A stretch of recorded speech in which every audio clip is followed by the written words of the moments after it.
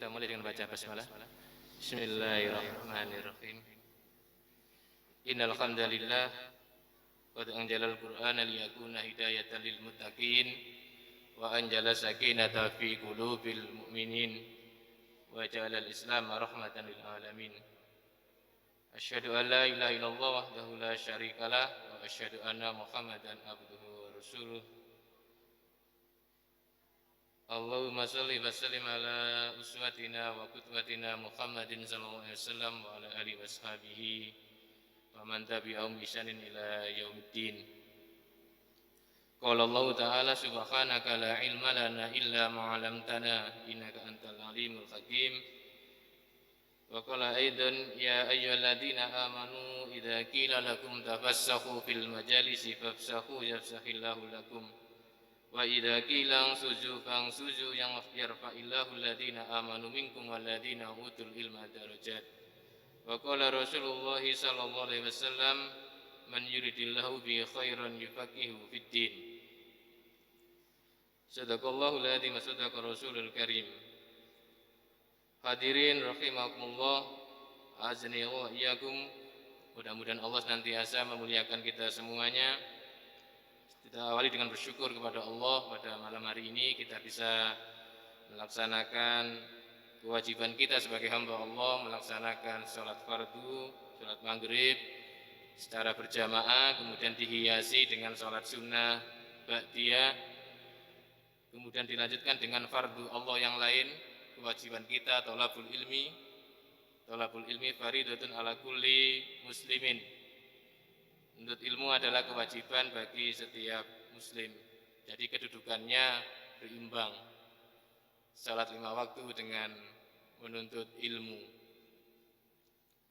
Sering kita jumpai dalam beberapa kasus ketika ada persoalan, ada beberapa masjid itu yang ketika waktu-waktu tertentu yang fardu, apakah zuhur ataukah yang lain, itu ketika takmir melaksanakan kultum,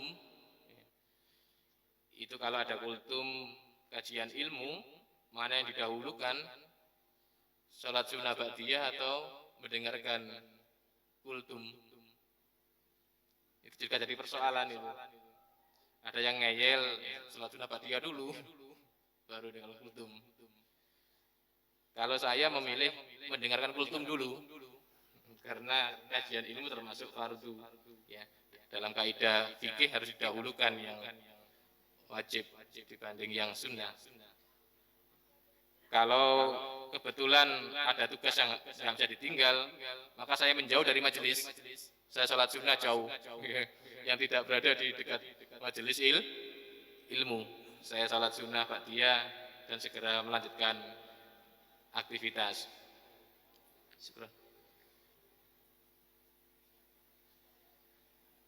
Hadirin rahimakumullah, pada malam hari ini sebelumnya saya ucapkan terima kasih atas kesempatan yang diberikan pada saya pribadi, terutama Al-Mukarram Pak Gus ya, sebagai wasilah saya bisa bersilaturahim dengan panjenengan semua. Mudah-mudahan pertemuan kita, aktivitas kita, semuanya, kegiatan kita pada malam hari ini diridhoi oleh Allah Subhanahu wa taala. Amin.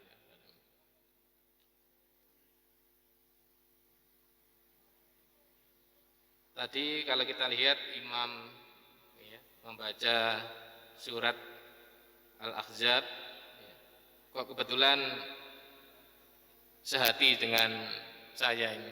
Saya juga kebetulan ingin membahas tentang Rasulullah ya kan. Laqad kana lakum fi Rasulillah uswatun hasanah. Saya bawakan sebuah tulisan. Nah ini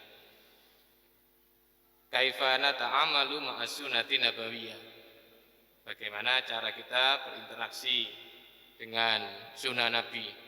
Nah nanti ini belakang-belakang saja, nanti saya ambilkan beberapa kutipan saja. Saya mulai dulu dengan pembukaan dulu. Hadirin,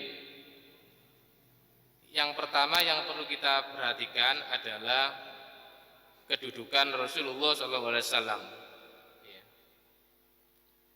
Di dalam surat Saba ayat 28, Allah menegaskan, a'udzubillahi minasyaitonirrajim, wa ma arsalnaka kaffatan linnasi basyira wa nadhira.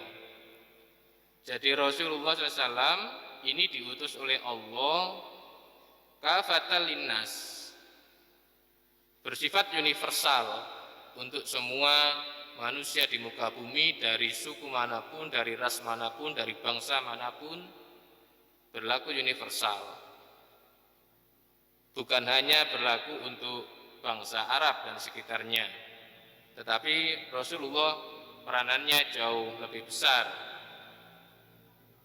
Bahkan ketika pasca wafatnya beliau sampai hari ini, kalau kita hitung sekarang tahun 2020, kalau kita tarik pada kelahiran Nabi itu tahun 571 Hijriah, Masehi, 571 Masehi. Berarti jarak kita dengan Nabi itu sekitar 1449 tahun. Dari segi waktu cukup rentangnya panjang, jauh, ya, termasuk juga tempat. Kita dengan Saudi juga cukup jauh jaraknya. Ya. Bahkan dalam kalangan sufistik, ya, ini yang jarang kita kaji juga sebenarnya. Tadi sempat saya membaca kitab Fususul Hikam karya Ibnu Arabi. Itu juga mungkin kita tidak bisa memahami. Jadi di dalam mukadimahnya Ibnu Arabi itu menyebutkan bahwa kitab Fususul Hikam itu adalah pemberian dari Rasulullah Shallallahu Alaihi Wasallam. Bayangkan itu, bukan dalam arti fisik, karena ini pendekatan sufistik. Jadi kitab Fususul Hikam yang sangat terkenal, yang sangat monumental itu ditulis oleh beliau, dan beliau merasa tidak menulis buku itu karena buku itu adalah pemberian Rasulullah SAW. Beliau bertemu dengan Rasulullah SAW. Itu Ibnu Arabi. Jadi bukan hanya pada saat beliau hidup, tapi kehadiran Rasulullah SAW itu dalam kalangan sufistik itu juga kemudian namanya spiritual experience, pengalaman spiritual yang tentu kita tidak bisa ukur dengan pendekatan syariat, ya kan? Jadi, seorang ulama besar, ya, Ibnu Arabi itu, jadi beliau merasa itu adalah hadiah dari Rasulullah SAW, dan beliau hanya menyampaikan saja. Ya kan? Itu kitab, bagi yang pernah belajar, pernah mendengar namanya kitab Fususul Hikam.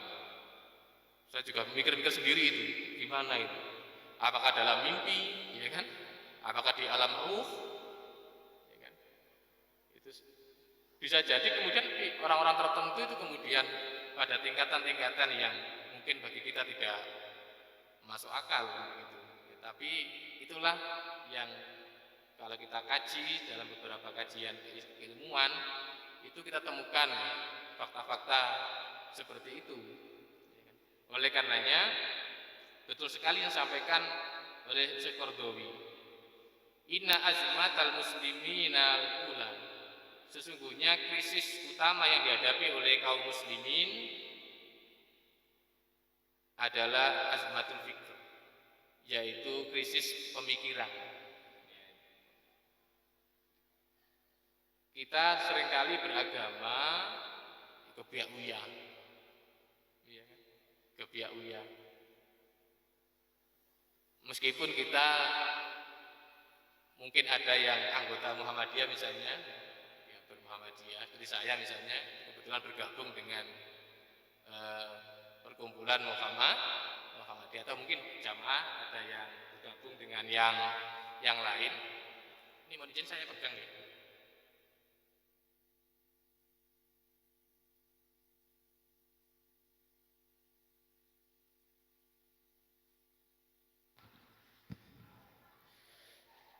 Nah, ketika saya memutuskan untuk bergabung dengan Muhammadiyah, itu ketika saya membaca surat Ali Imran, itu semakin mantap itu. Yang bawa HP atau Quran bisa dilihat surat Ali Imran ayat 31.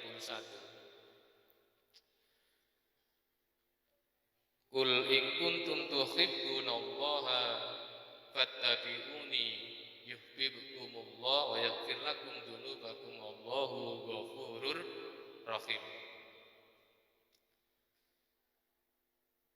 Katakan wahai Muhammad, jika kamu mencintai Allah, maka ikutilah aku, ikutilah Rasulullah Muhammad sallallahu alaihi wasallam. Yuhibbukumullah wa yaghfir lakum dzunubakum.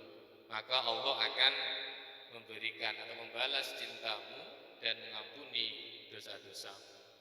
Itu kalau kita lihat di tafsir. Misalnya tafsir Ibnu Katsir. Beliau menyebutkan hadhil ayah hakimatun ala kulli man idda'a mahabbat Allah wa laysa huwa ala tariqatil Muhammadiyah fa innahu kadibun bid'awahu. Ayat ini menegaskan sebagai pemutus hukum bagi siapa saja yang mengaku cinta kepada Allah walaysa huwa ala tariqatil Muhammadiyah, sementara dia tidak mengikuti jalan yang ditempuh oleh Rasulullah, tidak bermuhammadiyah, fa innahu kadibun, maka dia dusta fi da'wahu, maka dia dusta di dalam pengakuan cintanya kepada Allah Subhanahu wa taala. Hatta yattabi'a asy-syar'al Muhammadi wa dinan nabawi fi jami'i aqwalihi wa af'alihi, sampai dia mengikuti semua yang diajarkan oleh Rasulullah SAW. Kama sabata fi sahihihi, man amila amalan, siapa yang berbuat amal yang tidak ada contoh dari Nabi, fahuwa raddun, siapa yang tidak mengikuti tuntunan Rasulullah SAW, maka amal seseorang berpotensi tertolak, berpotensi tidak diterima. Sehingga ketika kita memutuskan bermuhammadiyah dalam arti yang luas, itu sudah menjadi keharusan, keniscayaan, dan itu satu-satunya cara yang ditetapkan Allah atas umat ini. Itulah pernyataan dari Buya Hamka di dalam tafsirnya Al-Azhar. Ayat ini memberikan jawaban dan cara bagaimana umat ini, bagaimana kaum muslimin ini bisa dicintai Allah. Satu-satunya cara adalah harus mengikuti Rasulullah Muhammad sallallahu alaihi wasallam. Sehingga kata beliau, maka cintanya tidak akan bertepuk sebelah tangan. Kalau kita lihat di dalam tafsir Jalalain, bisa juga baca di dalam tafsir Jalalain, tapi ini lebih pada aspek tauhid, dalam aspek akidah. Nazala lamma qalu, ayat ini turun berkenaan dengan orang-orang musyrik yang menyatakan qalu ma na'budul asnam, kami tidak menyembah patung, illa hubbalillah wa liqarribuna ilaihi, tetapi itu sebagai sarana cinta kepada Allah dan mendekatkan diri kepadanya. Jadi orang kafir Quraisy itu tidak mau disebut nyembah patung. Ya. Nanti silakan dilihat, ini surat Az-Zumar ayat 3. Ya kan? Mana buduhum illa liyuqarribuna ilallahi zulfa, potongannya itu. Ya, kami tidak menyembah berhala-berhala itu, Tetapi berhala-berhala itu menjadi sarana untuk mendekatkan diri kepada Allah sedekat-dekatnya. Ini menjadi paradigma sebenarnya. Saya tidak menyembah kuburan. Saya tidak menyembah pohon besar. Saya tidak menyembah tempat keramat. Saya tidak menyembah penguasa laut. Saya tidak menyembah penguasa kawah gunung. Tetapi cara yang kami lakukan adalah untuk mendekatkan diri kepada Allah. Maka itu masuk dalam ayat ini. Saya tidak nyembah dukun. Saya tidak nyembah jimat. Tapi jimat-jimat ini menjadi sarana untuk mendekatkan diri kepada Allah.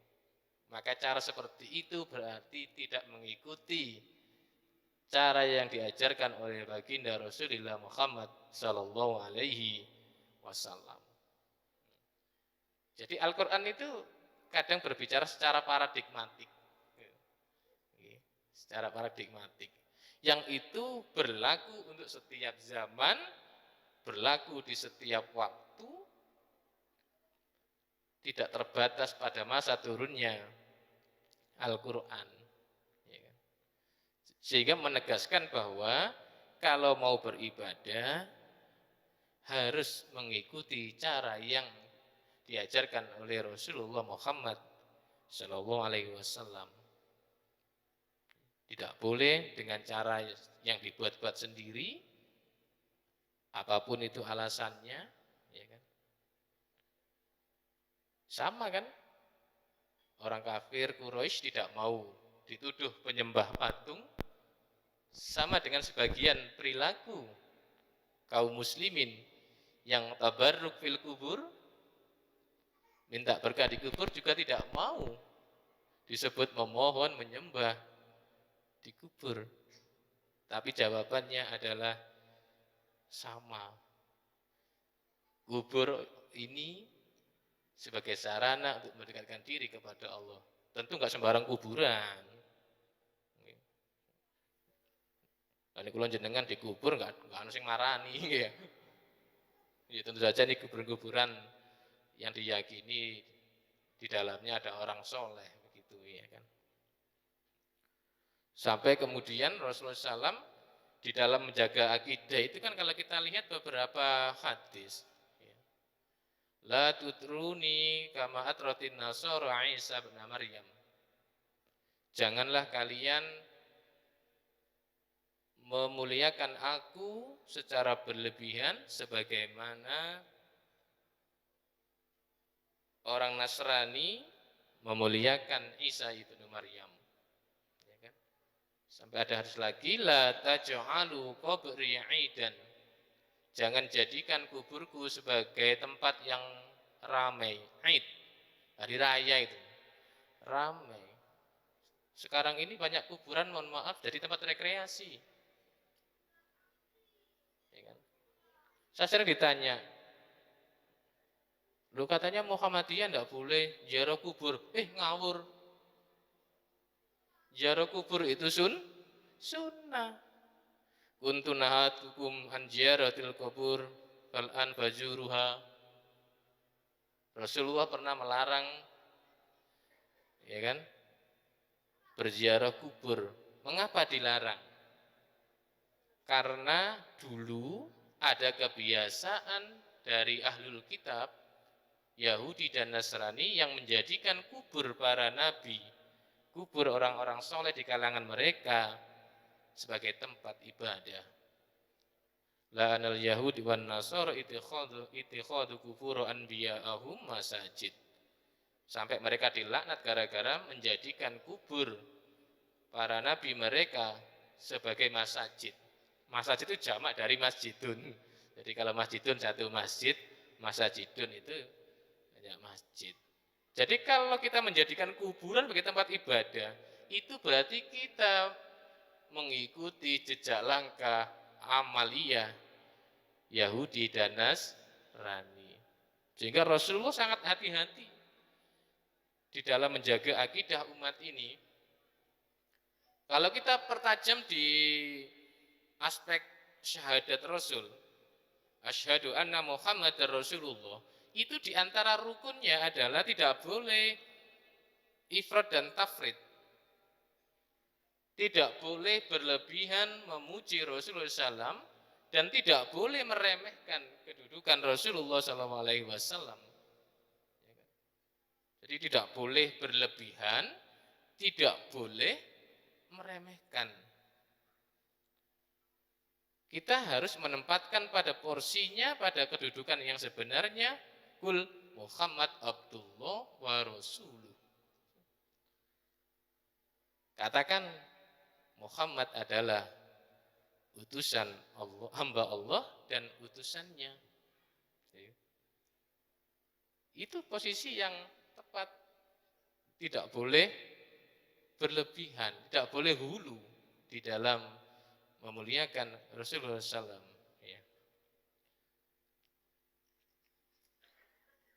Oleh karenanya, sebagai pengantar, ya, kita lihat minat dusturil ilahi.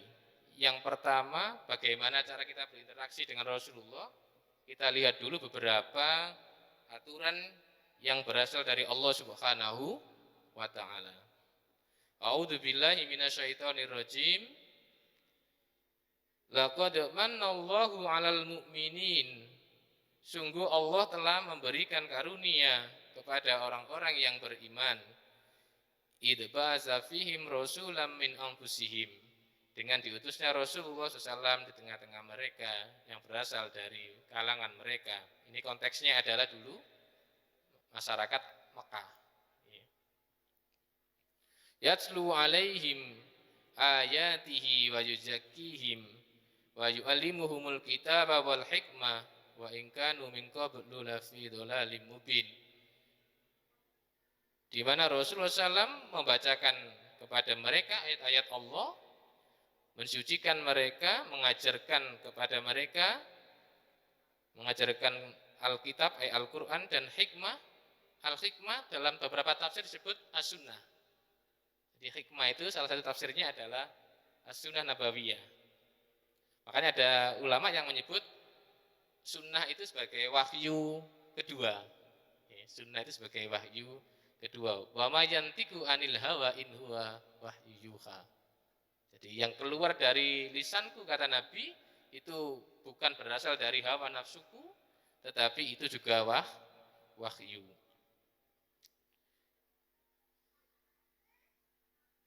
Nah, diutusnya Rasulullah SAW ini menjadi karunia bagi orang-orang beriman, bahkan dalam aspek yang lebih universal. Wa ma arsalnaka illa rahmatan lil alamin. Ini sudah sering kita dengar ini beberapa ayat ya. Surat Al-Anbiya ayat 107 itu. Wa ma arsalnaka illa rahmatan lil alamin. Ya. Rasulullah diutus untuk menjadi rahmat.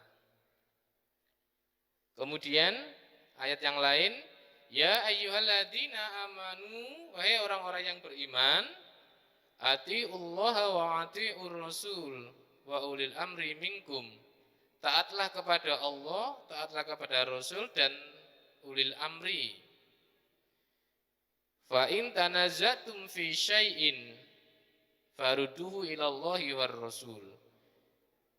Dan jika kalian terdapat perselisihan pendapat atau perbedaan faham dalam suatu persoalan, maka kembalikan kepada Allah dan Rasulnya.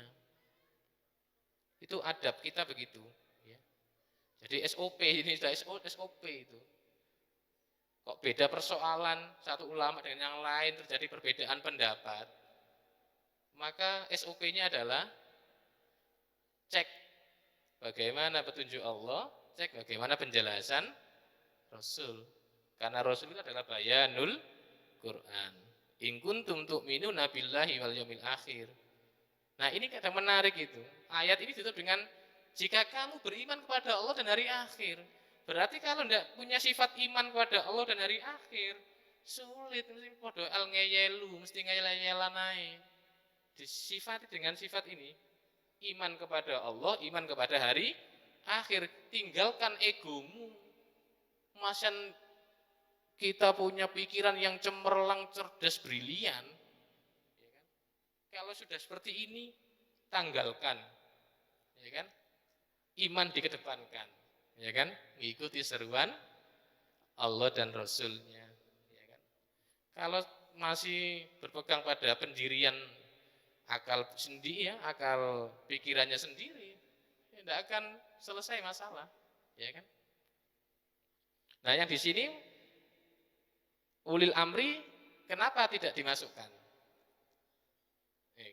Tadi kan 3 perintahnya, taat pada Allah, taat pada Rasul, taat pada ulil amri.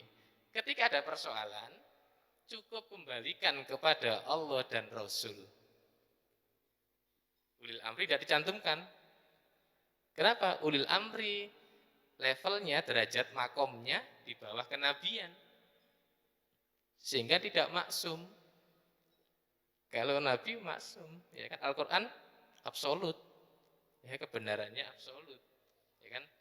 Sehingga kalau dikembalikan kepada manusia yang levelnya di bawah kenabian, tidak akan pernah selesai.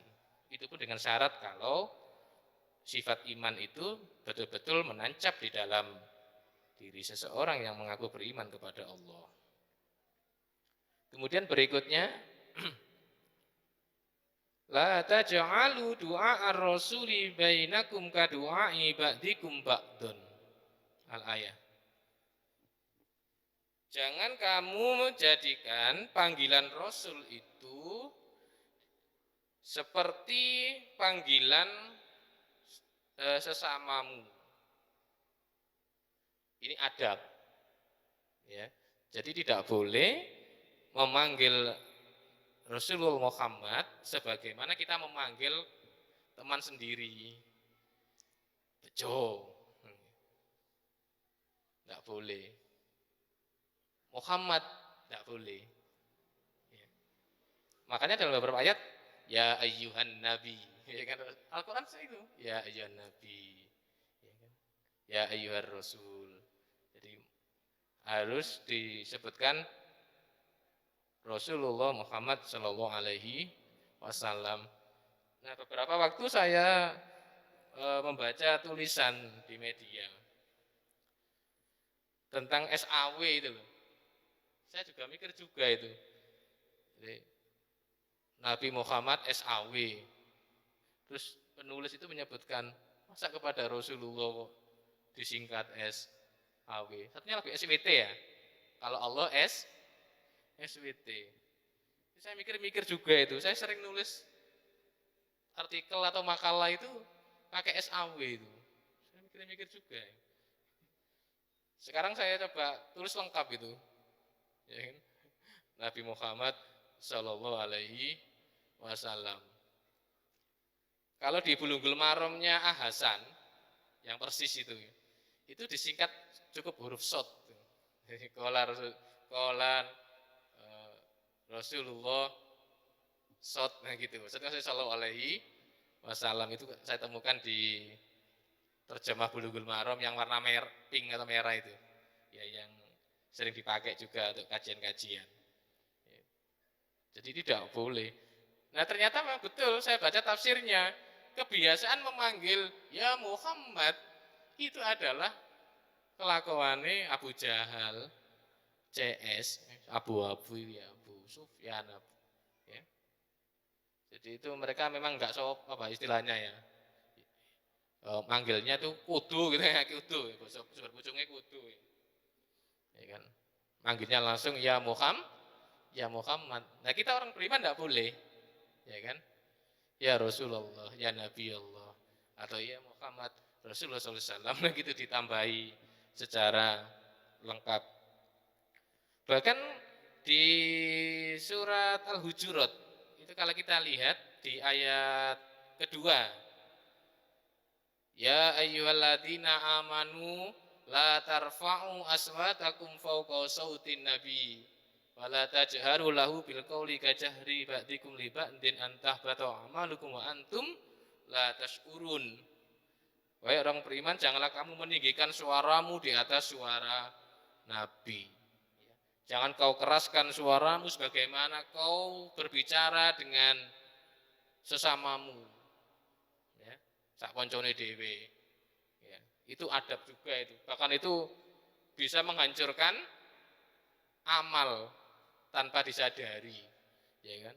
Ini Allah betul-betul memberi pendidikan yang luar biasa kepada orang-orang beriman agar berakhlak kepada Rasulullah Sallallahu Alaihi Wasallam. Tidak boleh volume suaranya itu tidak boleh di atasnya Nabi. Ya. Apalagi manggil teriak-teriak, ya, manggil koncone, ya kan, tidak sopan itu, ya kan. Itu diingatkan oleh Al-Quran, ya, oleh Allah Subhanahu Wa Taala melalui firman-Nya, agar kita beradab, ya, berakhlak dalam hal panggilan, ya, dalam hal panggilan ataupun dalam interaksi yang lain. Ya. Kalau sekarang sedang rame apa itu beberapa yang lalu itu karikatur, ya, itu karikatur. Tidak tahu di sini ada yang ikut memboikot. Saya begitu dapat itu langsung saya cari barangnya, saya pakai apa enggak ini. Meskipun tidak ikut demo tapi paling enggak juga punya sikap gitu loh, okay? Membela Rasulullah. Ya. Nah, kita mengkaji seperti itu juga dalam rangka untuk membela Rasulullah. Kita hidupkan sunnah, ihya'us sunnah. Nah, kita hidupkan, kita pahamkan dengan baik bagaimana cara kita berinteraksi dengan Nabi. Jangan sampai kita teriak-teriak membela Nabi, tapi begitu dibacakan sabdanya kita menolak. Berarti tidak ini, ya, tidak konsisten, tidak konsekuen. Ya, kita teriak-teriak membela Nabi, tapi begitu dibacakan sabdanya Nabi, nah, kita menolak. Mungkin karena nggak cocok dengan apa yang dipelajari, nggak cocok dengan ajaran gurunya, kemudian dia menolak sabda Nabi. Makanya konsekuensi dari syahadat Rasul itu diantaranya adalah mendahulukan sabda Nabi di atas pendapat manusia selain Nabi. Itu, ya. Itu konsekuensinya begitu, ya kan? Jadi mendahulukan sabda Nabi di atas pendapat pikiran manusia selain Nabi. Itu konsekuensi. Makanya kalau ngaji syahadat itu ya harus serius itu. Ya kan? Asyhadu alla ilaha illallah wa asyhadu anna Muhammadar Rasulullah, ya kan?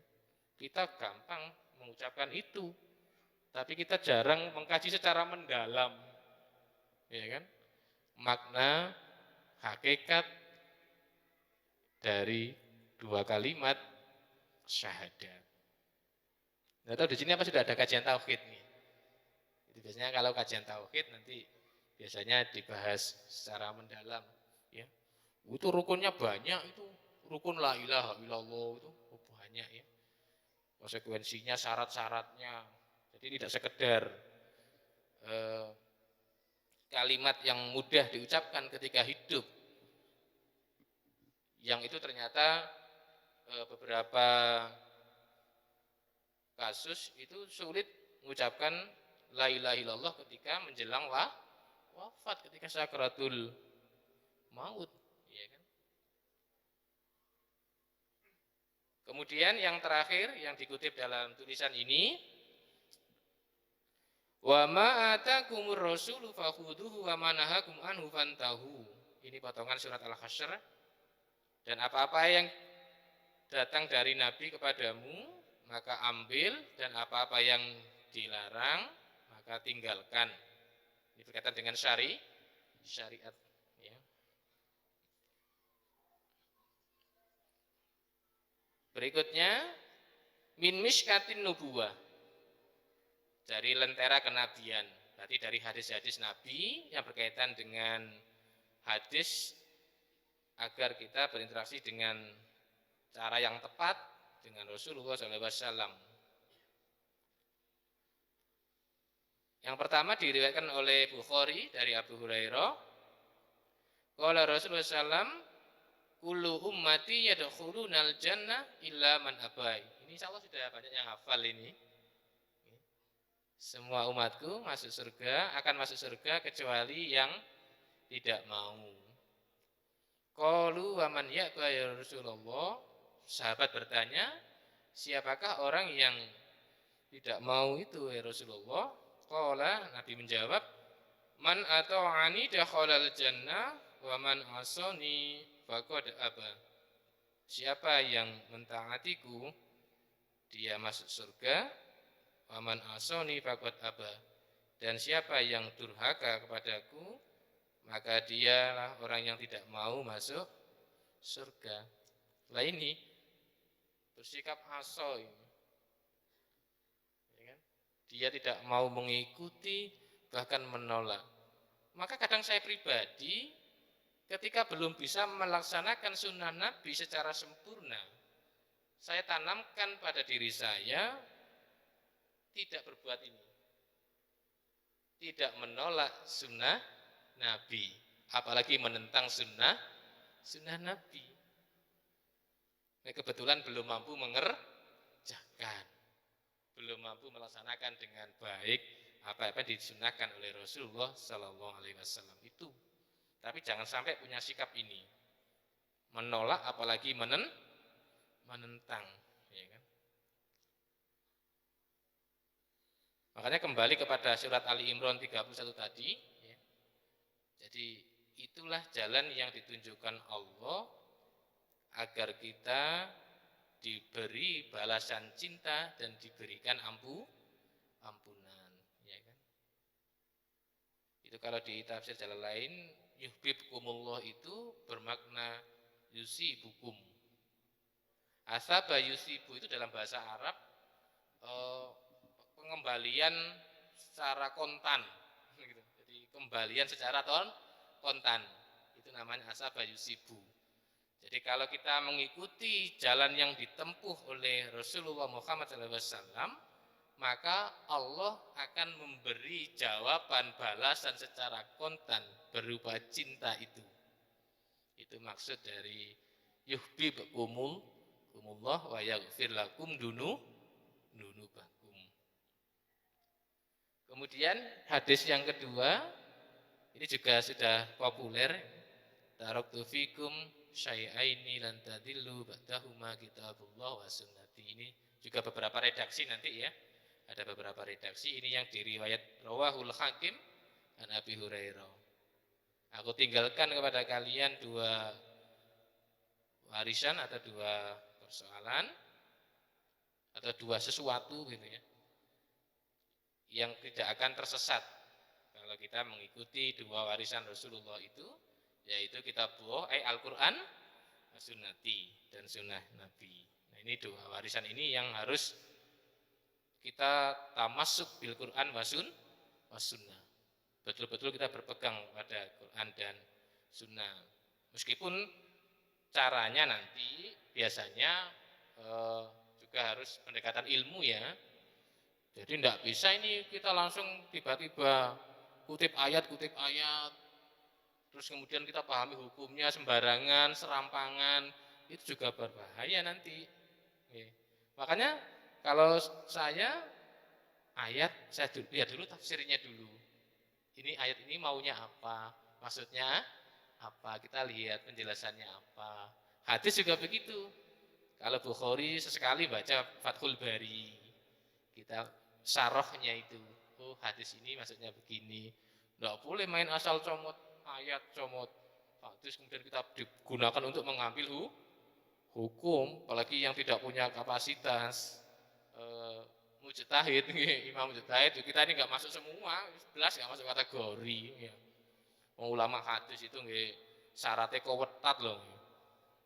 Ya, ulama hadis itu celah sedikit tidak diterima hadisnya oleh Imam Bukhari itu. Ulama yang riwayat hadis kok cengengesan, gak sikoh, Gak siko iku wis gak kuat, gak terpercaya. Ulama hadis kok cengengesan. Ulama hadis kok jagong di warung. Wah sudah gak keterima. Pemene rokokan barang wes aduh tambah gak siko. Ya. Itu begitu. Itu kriteria ulama. Bahkan dosen saya ketika ngajar hadis itu beri contoh waktu itu.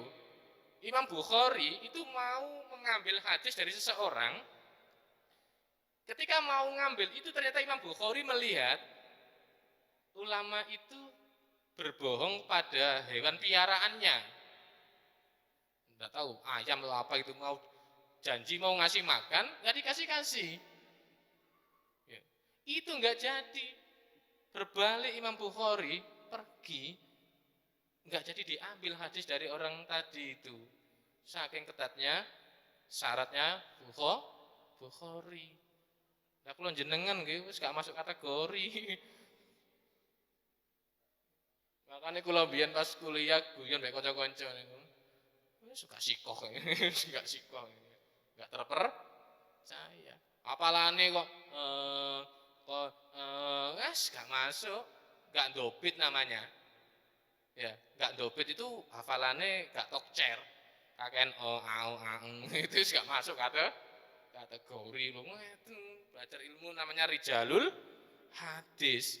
Makanya hadis itu kalau sudah dibaca semua perawinya, dicari kualitasnya, orang ini bagaimana, gurunya siapa, muridnya siapa, komentar ulama yang sejaman dengan ini siapa. Erik, alah bagus wong iku, kadire gak masuk. Nggih. Jadi sampai segitunya ya. Para ulama menjaga miskatun nubuwah. Menjaga lentera kenabian. Makanya kalau tolabul ilmi itu tidak jadi tradisi, ya susah memahami dengan benar, susah memahami dengan tepat petunjuk-petunjuk hadis yang mulia itu. Ya. Terakhir, saya kutipkan hadis. Fa'alaikum bisunnati wa sunnati khulafa'ir rasyidin al-mahdiyyin, ini sudah juga populer. Wajib atasmu mengikuti sunnahku dan sunnah khulafaur rasyidin yang dapat petunjuk min ba'di aldu 'alaiha binawazudi. Gigit kuat-kuat dengan gigi geraham. Gigit kuat-kuat dengan gigi geraham. Bagaimana petunjuk Nabi yang juga diajarkan kepada sahabatnya, terutama yang 4 yang pokok, Khulafaur Rasyidin, Abu Bakar, Umar, Utsman, dan Ali. Ya kan? Sehingga ketika saya ditanya, itu kok andan Jumat 2 kali? Ya tidak apa-apa. Apa dasarnya? Lah, dasarnya sahabat Utsman nih hadisnya. Dan pertama untuk peringatan agar masyarakat muslim tidak terlena kuwerjo luwali dina Jumat. Tekone wayahe imam arep salam Jumatan masbuk kene wemen ya. Jumatan masbuk. Kadang dulu ada sahabat Nabi itu sampai oleh Nabi disuruh apa itu? Perintah mandi itu. Teko sawah, nggih, bajunya ya lusuh kotor, bau, langsung malah Jumatan. Maka ada perintah al-ghusl, ya kan? Perintah mandi di hari Jumat itu juga ada sabul wurudnya, ya. Agar menjaga kebersihan. Ya. Sehingga kalau mau dipakai boleh. Tapi andane di pasar.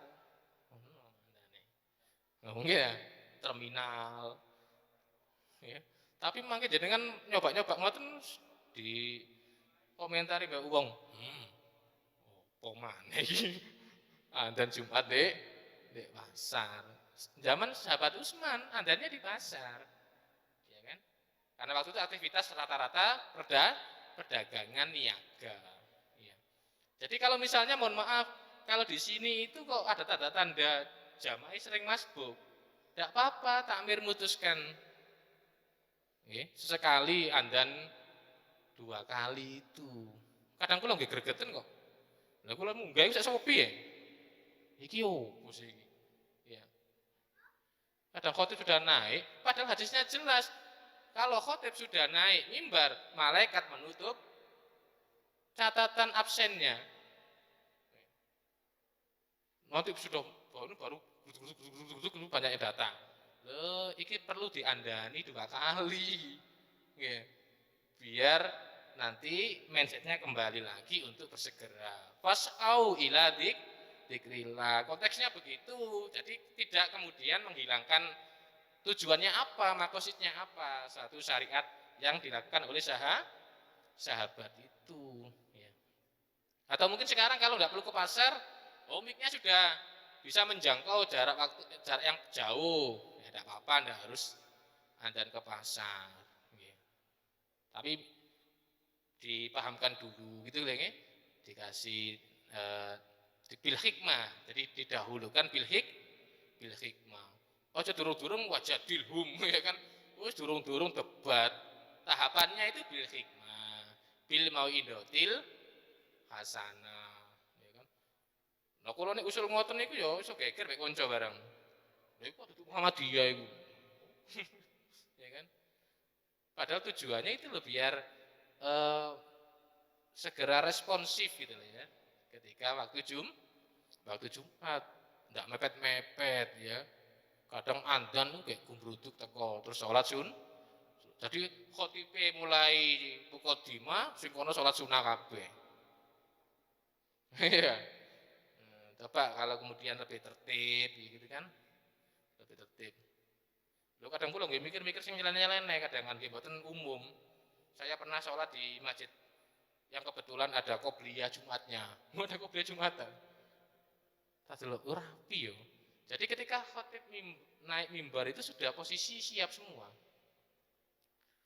Ya, jadi mereka ada yang mengerjakan sholat qobliyah Nah, jadi setelah adzan pertama, kemudian mereka sholat sunnah qobliyah Jumat, terus sudah bentuk soft rapi begitu. Oh, iki sajane ya rada sip iki. Tapi kan tidak harus kemudian itu. Tapi kadang kita juga perlu melihat di luar kita, ya. Oh, lebih rapi. Adzan 2 kali, kadang ini juga begitu. Ya. Kemarin saya ditanya teman itu, Pak Erik, aku ingin ngaji nek kene. Apa jari ini nek sholat wajib, terus mulai ten griya, iku boleh sholat lagi ngimami keluarganya. Lho ya bener ta? Iku Bukhari. Hadis Bukhari ya. Sahabat Ibnu Mas'ud. Boleh dan nanti sholat yang kedua nafilah. Nah, jadi ibadah sunnah. Kan kita jarang mengerjakan tuh. Wong kula kadang gak wani, ngerti dalile gak wani nglakoni. Kadang kula ngeten nyiasati. Saya sholat fardu, pulang ke rumah sholat sunnah sambil ngimami istri. Gak wani nglakoni sing double-double ngono. Padahal boleh. Jadi sholat di masjid berjamaah, terus pulang ngimami keluarga, anak atau istri, boleh. Nanti yang satu jadi sholat nafilah, jadi sholat sunnah. Nanti itu bisa dilihat di fikih sunnah Sayyid Sabik dan dasarnya sahih. Bahkan dulu kami kuliah itu teman-teman guyon biasanya. Pas sholat di musola kampus begitu, ada yang sholat sendirian. Ayo sapa sing gelem ngancani ya, biasa begitu. Gak wis walaku sakeh, sing kemanya begitu, walaku sakeh. Maksudnya itu siapa yang mau sedekah, itu bahasanya Nabi. Siapa yang mau bersedekah kepada temannya. Jadi temannya mendapat pahala sholat berjamaah yang menemani dapat tambahan ibadah nafilah. Nah, itu begitu, ya kan? Boleh.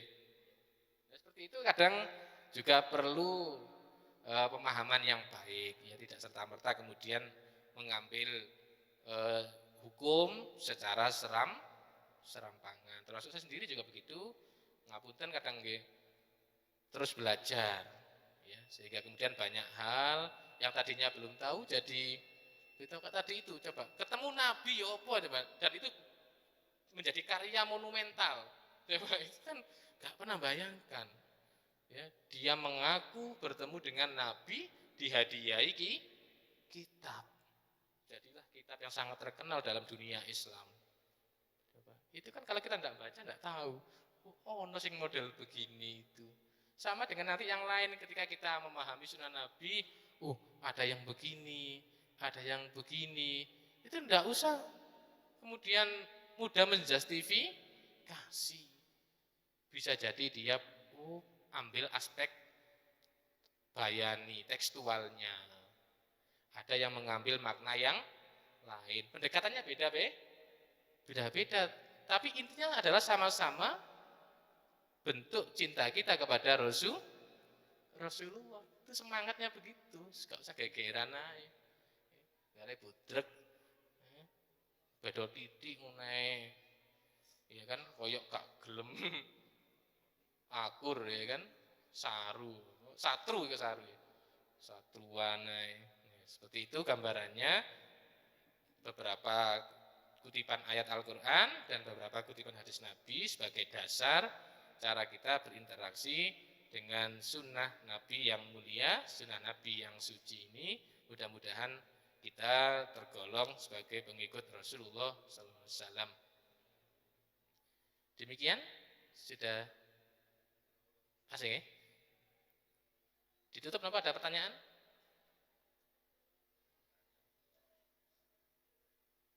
Monggo kalau ada. Kalau tidak ada, berarti kita ada. Cukup ya, sudah isya memang. Waktunya sudah isya. Wa akhirun da'wana alhamdulillahirabbil alamin. Subhanakallahumma wa bihamdika asyhadu an la ilaha illa anta astaghfiruka wa atubu ilaik. Wallahu a'lam bissawab. Wal afwu minkum. Assalamualaikum warahmatullahi wabarakatuh.